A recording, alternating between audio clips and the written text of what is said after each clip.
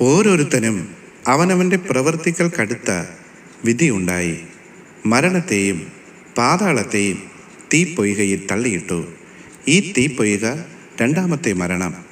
ജീവപുസ്തകത്തിൽ പേരെഴുതി കാണാത്ത ഏവനെയും തീപ്പൊയ്കയിൽ തള്ളിയിടും. വെളിപ്പാട് പുസ്തകം 20-ാം അധ്യായം 13, 14, 15 വാക്യങ്ങൾ. എപ്പോൾ നിൻ പൊന്മുഖം ഞാൻ കാണും, അപ്പോഴെൻ ക്ലേശങ്ങളഖിലം നീങ്ങും. എപ്പോൾ നിൻ പൊന്മുഖം ഞാൻ കാണും, അപ്പോഴെൻ ക്ലേശങ്ങളഖിലം നീങ്ങും.